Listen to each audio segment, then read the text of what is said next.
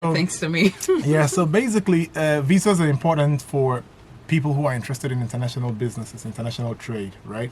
And so I answered the question last Friday when she asked me why visas on a business show. And I said that visas are essential for international trade. And if you are an exporter or an intending exporter, one of the things that you have to do is attend trade shows, global trade shows. I am one person that's benefited a lot from trade shows, right? I've closed a lot of deals at trade shows because you see suppliers, you see buyers at different trade shows. And so if you're interested in selling a commodity, one of the best ways to find international buyers would be to go to international trade shows and introduce, your products and services, and you can walk away with, a good chunk of orders, right? So that's why visas are important on a business show. But I was trying to talk about Schengen visas last week, but because of time, I rushed it. So today I want to use a Schengen visa as a case study.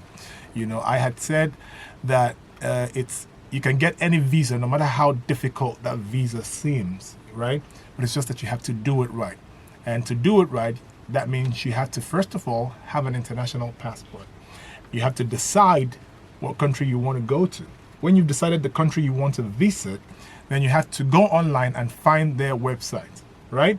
Okay. When you find their website, there's always going to be a list of requirements that you have to provide to make this visa a reality, right? Yeah, we talked about But it. most Nigerians don't do this. Most Nigerians would rather say, I want to travel next week. I want to go to Australia next week. And then they start to scout for, an agent who's going to get them an Australian visa.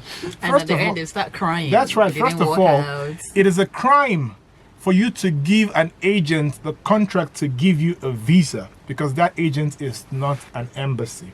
The only agencies or the only bodies saddled with the responsibilities of giving any visa at all are embassies, right? So if you're giving an agent money to give you a visa, what you're doing is that you're inducing this agent to go find an embassy staff somewhere that they can bribe and get the visa the backyard way, what they call the kurukere way. So it is a crime that you're doing that. And any agent that takes money from you to give you a visa, be it a student's visa, a business visa, a holiday visa, whatever kind of visa it is also a criminal. And these are jailable offenses. So we're saying that you don't need to be part of the statistics in the sense that many Nigerians have lost money to these fake agents. Millions, if not billions of naira have been lost over the years to But at least we to still fake have the agents. credible ones out there. Yes, we do, but it's not good practice to outsource your visa process, right? Now, there are organizations like the VFS that work with embassies legally. These embassies outsource their visa processing services to these companies to handle them. That is, they act as the embassy now, do the process, take your bio data, take your documents, do all of that for the embassy. Not that they will take money from you and give you visa the backyard way, right? So this is a deal between embassies. But every other person on the street that has a travel agency somewhere and tells you, I'm going to give you a visa, some succeed. But I'm telling you that most of these visas come the illegal way. They are bribing some kind of embassy official somewhere to get you that visa. And sometimes you fall into those who claim to be agents, but are actually fraudulent people, fraudsters rather. So today we want to use Schengen as a case study to prove what processes you have to go through and what documents you have to get. So what documents are required when applying for a Schengen visa? First of all, a Schengen visa is a visa that belongs to 26 countries in Europe. They call them the member states of the Schengen, right? These are 26 countries that have agreed that they will take on the name Schengen. And what that means is, for example, Poland is part of this member states. Portugal is there, Spain is there, France is there, Germany is there, Austria is there. But what it means, there are 26 of them.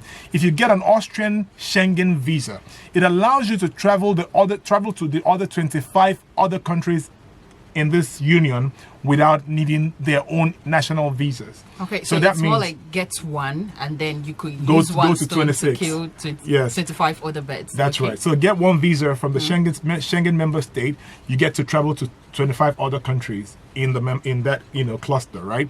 So it's a very valuable visa, and it's very valuable for business people. That means you can go to Germany and buy spare parts, go to Italy and buy shoes, go to France and buy some perfume and all of that. So it's a very good visa. So first thing on that list is a visa application form. Like I said the last time, there has to be a visa application form that you have to download and fill it up, right?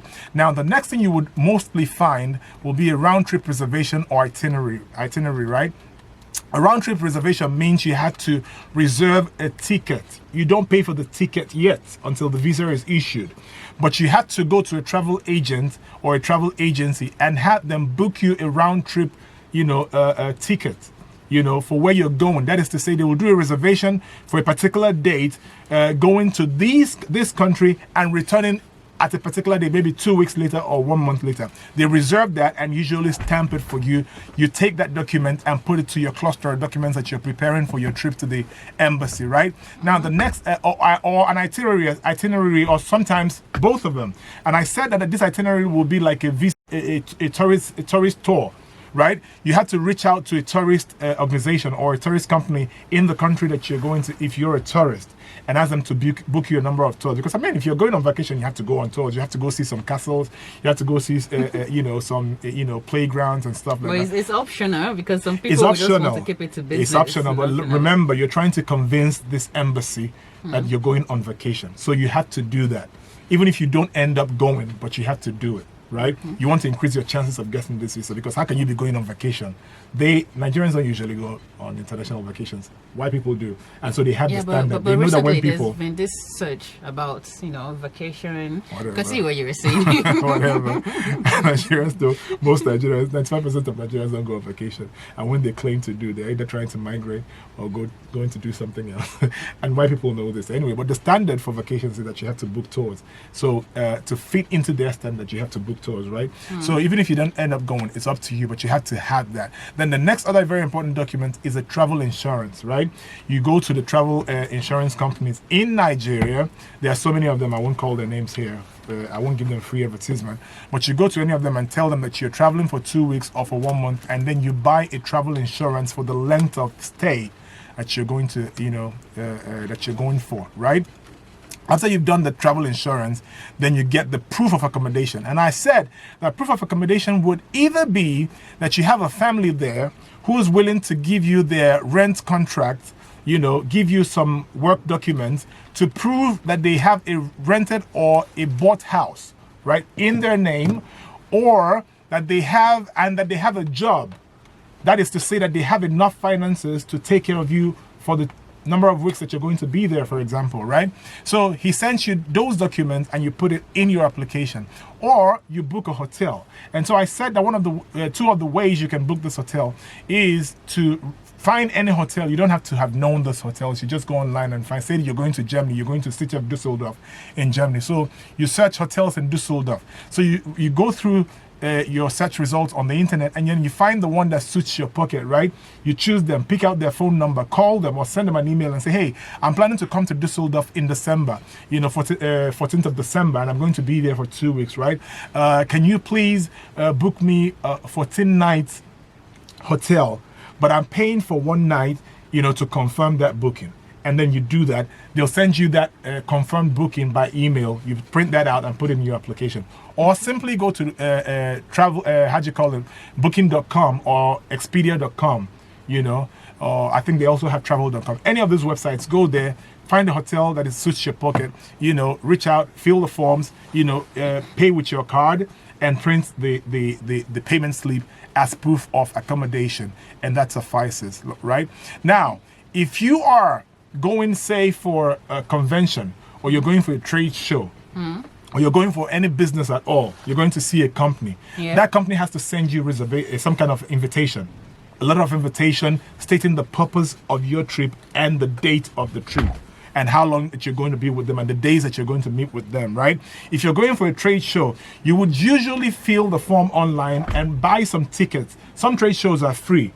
If those are free, print out the the free invitation on their website, or pay for the show and get the tickets, right? Put it in your application. This is proof of what you're going to do, in Europe. Then the other thing is proof, very important. I said that this is the most important one in all of this. All of them are important, but this is the most important one because it tells a story about your financial status, and this is proof of financial means. Okay. Or proof of funds, right? Yes. So you have to show, if you won't go Ebola, you have to show, say you get money. Really, you have to have money. Yeah, at least give them reason why That's they right. should accommodate If you in don't their have place. money, you have no reason planning a trip overseas, because you can't afford it, right? And so your bank statement tells the story of your financial status, right? If you're a business, your bank statement should tell the story of a daily in and out transaction. How do you call it? That inflow, outflow, inflow and outflow. transactions, right? Yes. And then you should have that all week round, all month round, all year round, right? Yes. But the embassy requires most embassies will require 3 months bank statement. Some will require 6 months. But whatever it is, you have to print a healthy bank statement for 3 or 6 months that shows that flow of cash in and out.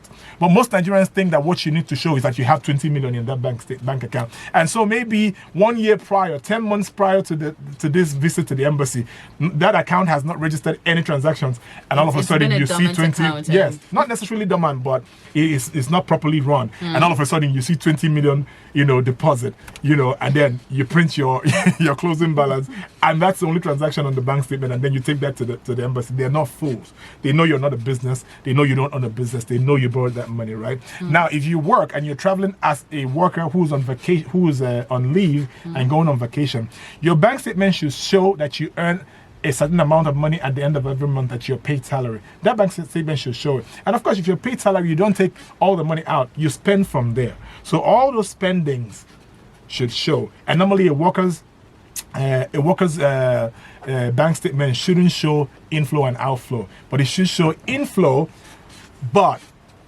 inflow it should show at least one inflow a month from the employer, and then a lot of outflows, because that's a worker, and the only income that worker has is the salary at the end of the month. So there should be a lot of outflows showing that he's spending. He wants to buy a goosey, it's from there. Wants to buy Gary, it's from there. Transportation is from there, right? So every transaction you do with your ATM is recorded there. Every withdrawal you make is recorded there. Now, when the embassy looks at that, they say, okay, this guy earns 800,000, for example, 800,000 every month. Oh, he has enough money. He earns enough money to afford him a vacation, right? And we can see that 800,000 has been coming consistently the last 6 months or 3 months, right? And he's been spending from there. That simply tells them this guy has a job, right? It simply tells that story about your financial status, what you do or how you do it, right? And it should tell them that you have enough money, to afford that vacation, and that's a plus for you, right? So that's it basically. For self-employed people. A copy of your business license should be there.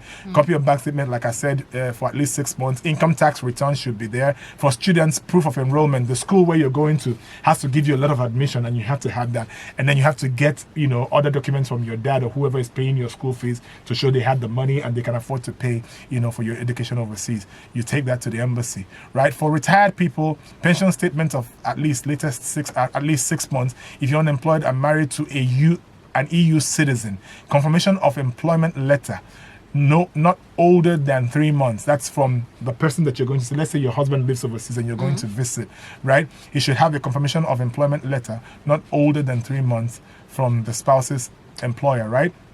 Stating the position held within the company as well as the starting date, right? Spouse's valid passport. Your spouse that lives there has to have a valid passport and has to give you a copy of that. An official marriage certificate to prove that you guys are actually married. That is not, a jungle master job you don't want to do. Yeah, so if you are able to get me all of these documents that I've just mentioned here, just like I said it, you're getting that visa. I don't care what country it is. If you can just get me all of this document that I just mentioned here, just the way I said it. Now, you have to get your travel insurance. So if you fall sick while overseas, your insurance company gets to pay and not the country that admitted you, right? Then proof of paid visa free. I didn't mention that one. Okay. So now some of these embassies will allow you to pay at the embassy. Some will make you go to the bank. But either ways, you have to have proof that you've paid for the visa before you're admitted into the embassy for the interview or for the submission of your documents. And when you have done that, just like I said right now, trust me, you're getting that visa. And that is how you can get any visa in Nigeria. Okay, that's wonderful. So you say it's something that is very easy. So you do not It have is. any reason To not pay anybody money. not to go out there and do international Yeah. business transactions. Some of you are really because- qualified, but you're too scared. Honestly, some of you are I feel- I qualified. feel You have the sometimes it's money, you have just the because job. of lack of information. Yes. Yeah, so Come on, go on vacation this year, this December. Okay, well, I guess it might be December late. is so close It's so already. close, yeah. But make it a point to go on vacation to Europe or Australia, first quarter of next year. You can do that, If you need any more questions, you can call us later. We can. Yes, put it and through. the whole idea now is exporting the goods and services you offer to That's right. different people in different countries. Countries. So you shouldn't take this Yes. as a joke. Take That's it right. seriously. Take it seriously. This is still Urban Marketplace. Right. And today we looked at how you could acquire the Schengen Any visa in Nigeria. and any visa. We started this topic last week Friday, and today we just rounded it off.